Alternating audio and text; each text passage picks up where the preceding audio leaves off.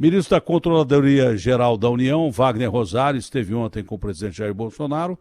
Eu não sei se o senhor concorda comigo, mas o presidente Bolsonaro agora fazendo a política que ele tem que fazer, e acredito, porque o Bolsonaro não é ladrão, isso ele não é, ele é um cara honesto.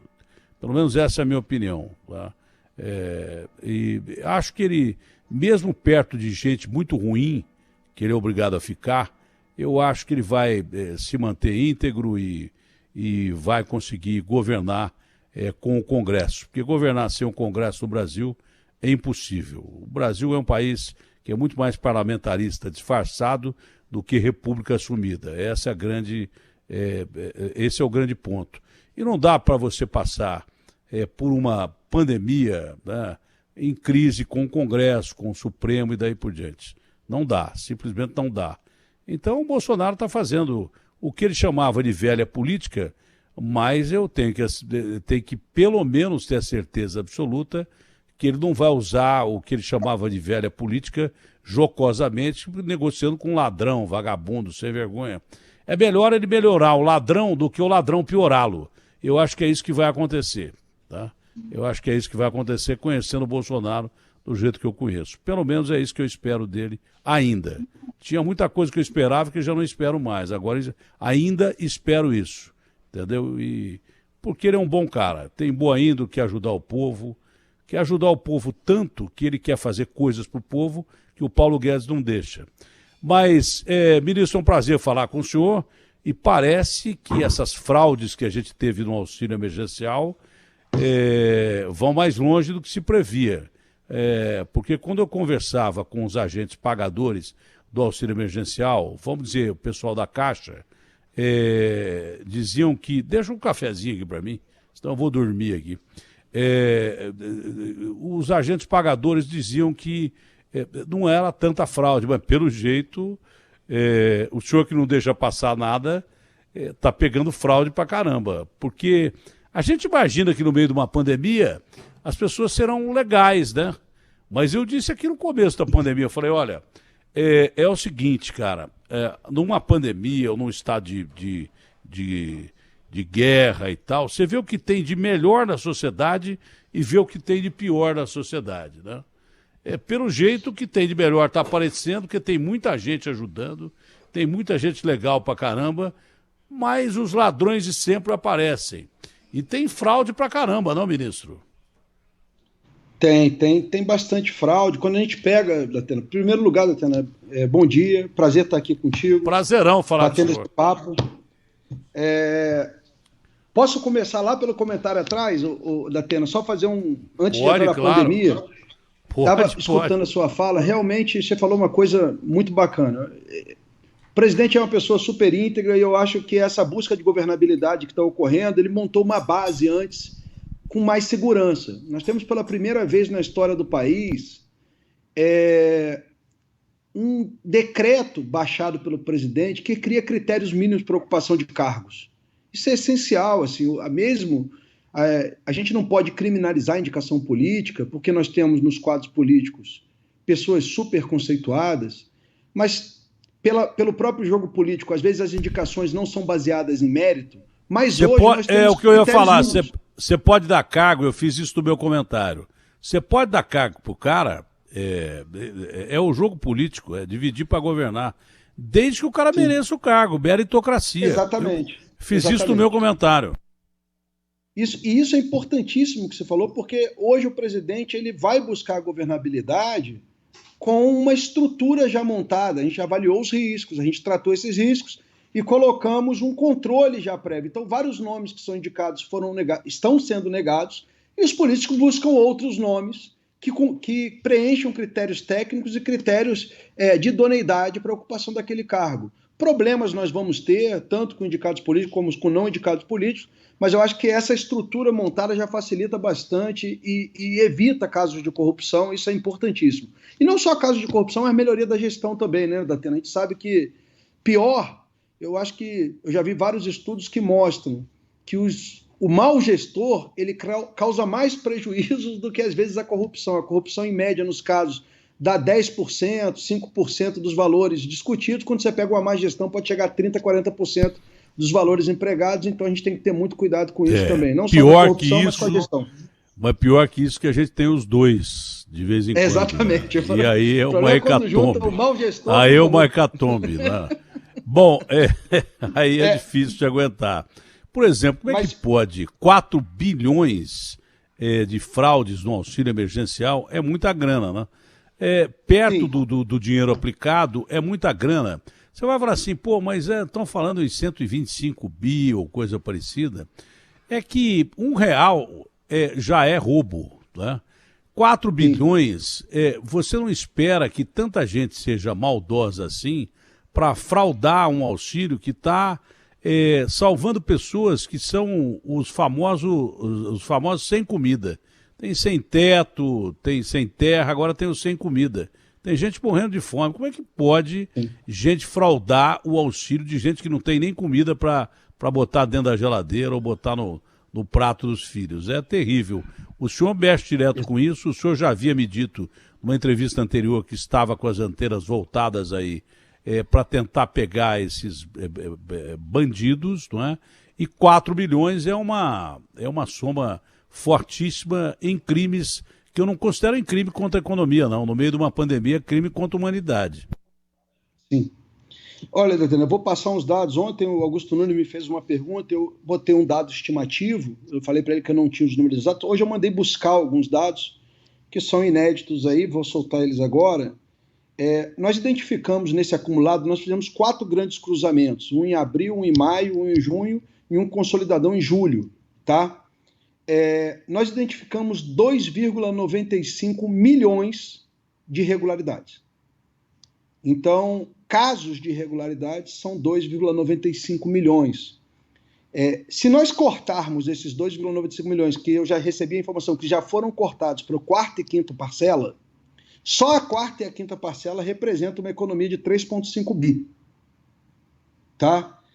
Eu não tenho um levantamento fechado, porque muitos desses casos foram identificados desde o primeiro cruzamento. Muitos foram cortados, eu não tenho dado de tudo que foi cortado antes. Então eu te falo assim, só o que já foi identificado e que está sendo cortado para a 4ª e 5ª parcela são 3,5 bilhões de economia. É claro que esse número vai tender a aumentar. A gente pode ter também nesses casos, a gente tem que ter sempre muito cuidado. Por exemplo, no cruzamento dos servidores públicos federais... E daí para trás? E daí para trás? Porque daí para trás eu não tenho esse número fechado, mas eu posso te dizer que tem alguns bilhões aí também. Porque eu estou falando de 4ª e 5ª parcelas. É o que eu falo só de 4ª e 5ª parcela. Mas tem um fator positivo também. Se já pegou muita gente nas 3 parcelas anteriores e já pegou muita gente agora nessas adicionais, vai deixar os caras mais espertos para as parcelas que o Bolsonaro prometeu pagar e que vão ser menores, e por isso, quanto menos roubo tiver, melhor. Os caras vão ser menos ávidos nas parcelas que devem ser pagas até o fim do ano. Tem esse fator positivo, né? Tem um fator super positivo. Eu falo assim, a primeira parcela foi a mais crítica, né, Datena? É que a gente não teve nem tempo de cruzar direito. O pagamento foi muito rápido, né? Nós tivemos ali dias entre a aprovação do projeto de lei e o efetivo pagamento, então não existia tempo hábil.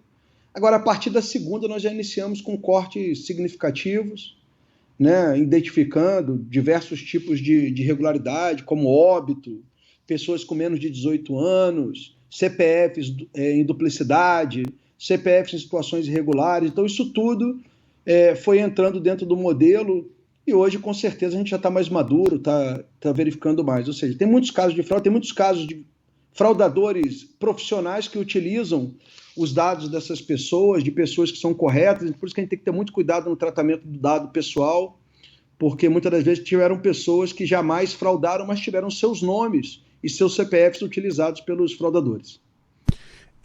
A gente já mostrou no Brasil Urgente verdadeiras empresas de telemarketing voltadas para fraude. E eu já avisei umas 800 mil vezes, e eu, desse ponto, sou chato e repetitivo, porque a chatice e a repetição levam o cara a acreditar naquilo que você está falando. não dê dado nenhum pessoal seu para qualquer pessoa que se faça passar por alguém do governo ou de agente financeiro, mesmo que não seja da Caixa, do Banco do Brasil.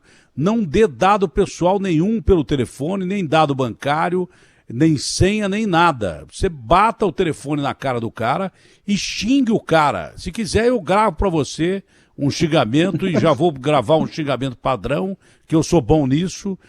Não dê, o cara que te pergunta alguma coisa por telefone, nenhuma entidade financeira normalmente liga para você para te perguntar dados por telefone, e nem por e-mail, e nem por nada. Não aceite isso, nem pessoa que vai na sua casa, porque tem golpe em que o cara vai na própria casa da pessoa, já sabe dos dados que essa pessoa tem, dá alguns dados iniciais, a pessoa na boa fé, porque não existe otário. Não existe otário, existe o malandro. Porque o cidadão de bem acha que alguém que está ali não vai fazer com ele o que ele não faria com o cara. Tá? Então, se o cara caiu no golpe, não se julga um otário. Não, é porque você é um cara honesto e que você parte do princípio que as outras pessoas sejam como você. Mas partindo desse princípio, eu vou falar pela sei lá que vez. Não passe dados para ninguém, absolutamente ninguém. Esses dados não podem ser passados, a não ser, é claro, que quando você precisa do auxílio emergencial, você entra no aplicativo da Caixa, vai lá, põe os seus dados e tal, para ver se você vai ser aprovado ou não. Aí é um meio oficial. Mas se alguém te ligar, olha, eu sou da empresa tal e o seu cartão foi clonado, olha, você não está recebendo auxílio por causa disso, me passa aí o seu CPF, a senha, por favor, não faça isso que você vai ser mais um cara que caiu num golpe, mais um cidadão de bem ou uma cidadã de bem que caiu no golpe. Isso acho que é vital a gente bater nessa tecla, não, ministro? Sim, isso é vital. A gente hoje já temos uma lei geral de proteção de dados no país, né? Ela traz esses conceitos. Eu acho que cada vez mais, eu acho que a grande moeda do futuro vai ser informação, dados, e a gente tem que aprender não só... Hoje a gente trabalha muito com dados públicos, em dar transparência, mas nós também temos que ter o mesmo nível de preocupação para a proteção de dados pessoais. Porque com dados pessoais hoje você comete muitas fraudes e coloca em risco essas pessoas. O governo é um grande detentor dessas bases de dados pessoais e nós temos que ter muito cuidado para preservar aí esse direito importante, né, que são a manutenção desse, entre aspas, sigilo dos dados pessoais que nós temos no país. Ministro, o senhor falou em 4 bi dessas parcelas, 2,9 bi dessas últimas parcelas. 2,95 milhões de casos, que somam 3,5 bilhões nos próximos 2 pagamentos. Né? Dos 2 próximos pagamentos. O senhor não tem um cálculo aproximado do que ficou lá para trás? Foi parecido com isso? Eu já pedi, Datena, porque nós temos, quando nós mandamos, tem alguns que foram cortados, depois apresentaram, olha, na verdade é o dado que estava errado no sistema e voltou.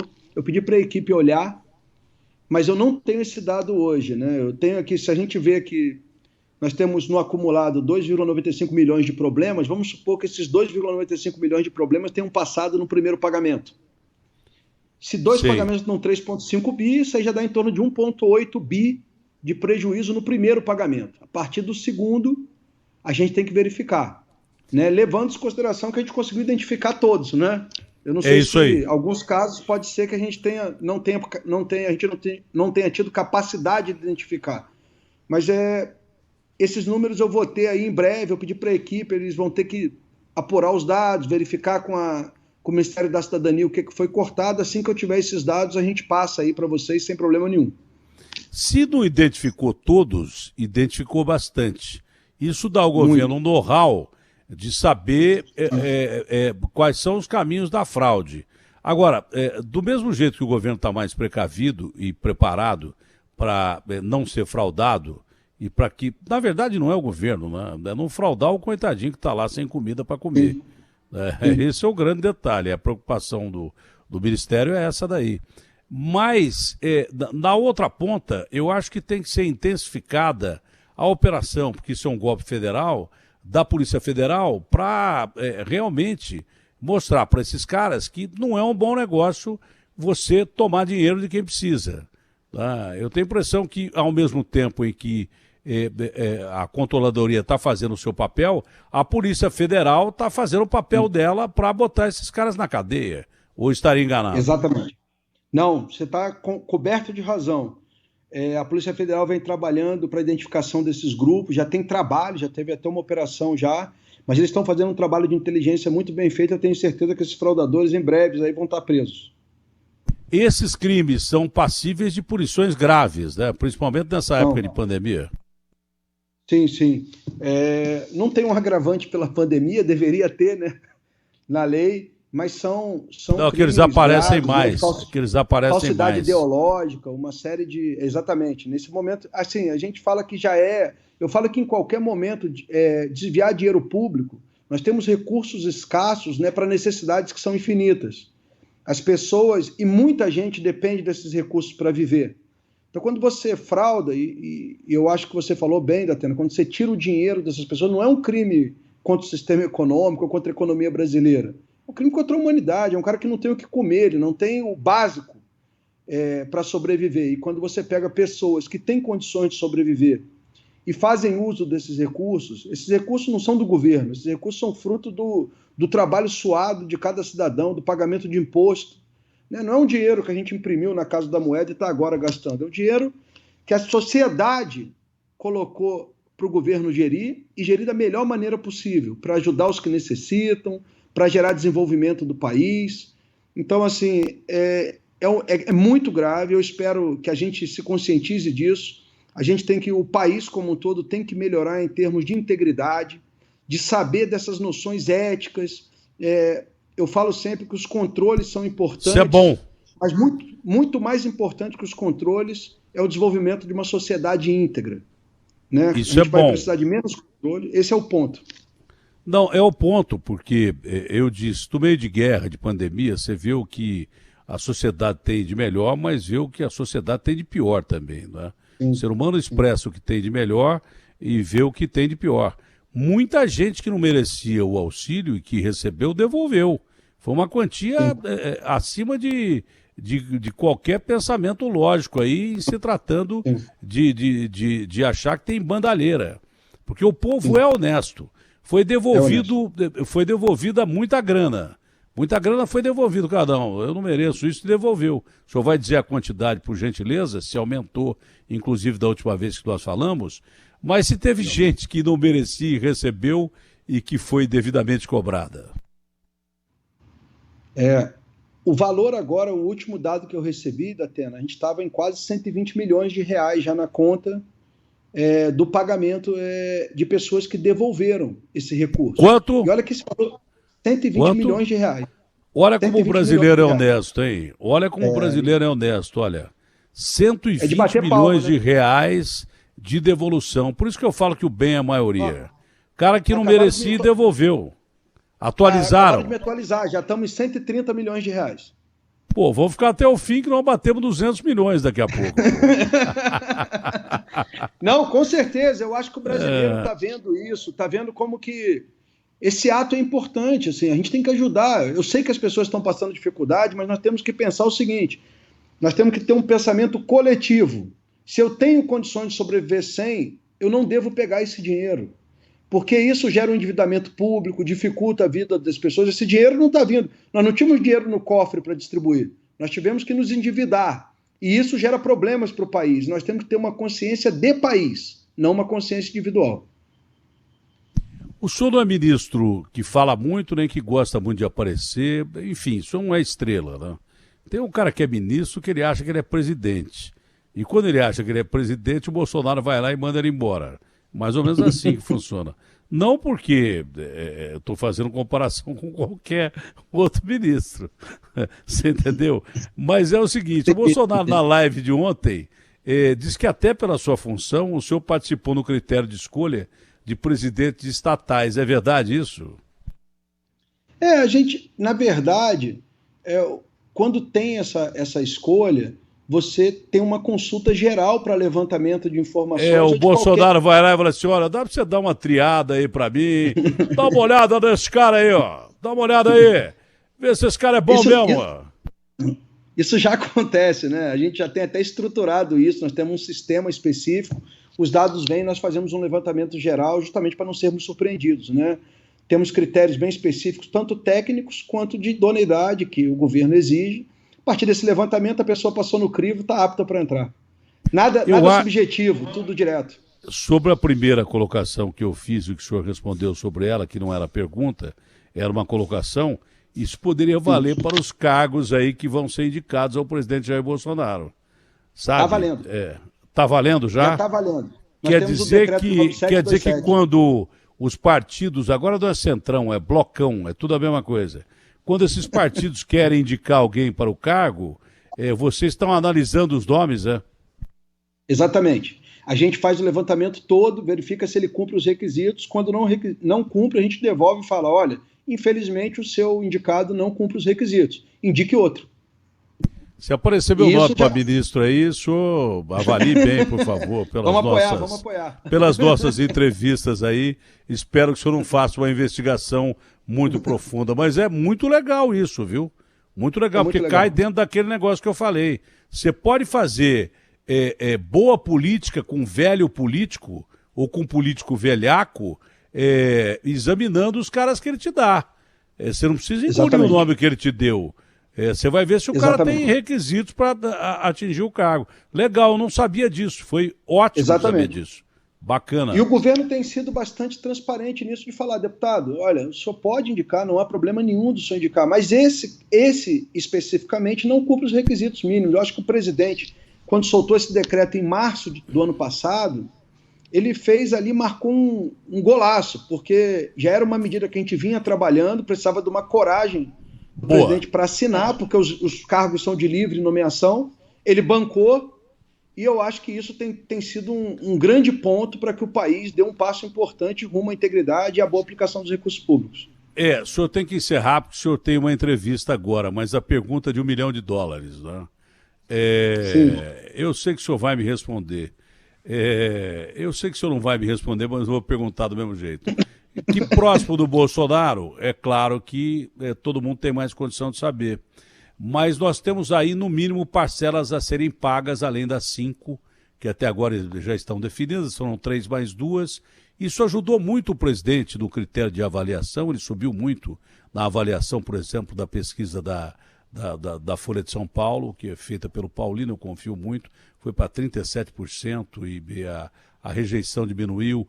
O auxílio emergencial ajudou muito, não que ele tenha feito para isso, mas ajudou porque o povo precisava, está morrendo de fome. Né? Agora, ele já deixou claro que vai pagar até o fim do ano esse auxílio emergencial, só não disse quanto, mas disse que não deve ser os R$600. O senhor acha que a gente vai chegar próximo dos R$600 e não ficar nos 300 que todo mundo está dizendo que vai ser?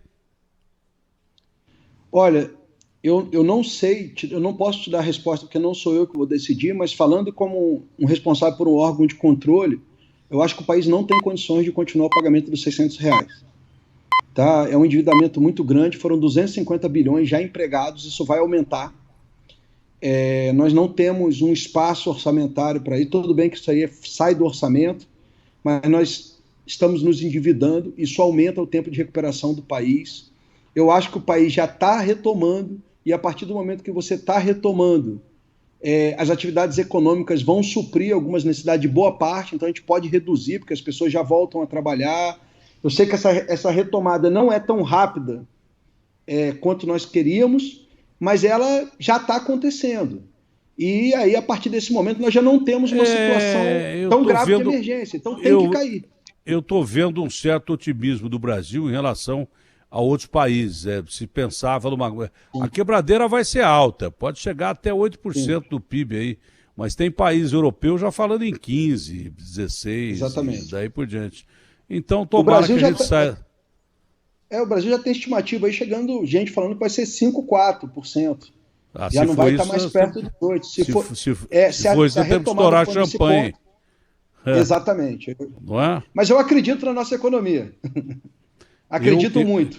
Eu não só acredito como rezo por ela todo dia, em todas as línguas que o senhor pode imaginar, em todas as religiões que o senhor pode imaginar. Ministro, foi um prazerão conversar com o senhor. Pô, Datena, sempre um prazer conversar contigo. Estou aqui sempre à disposição. Um abraço aí para você, para todos os ouvintes da Band. Tamo junto. Abração.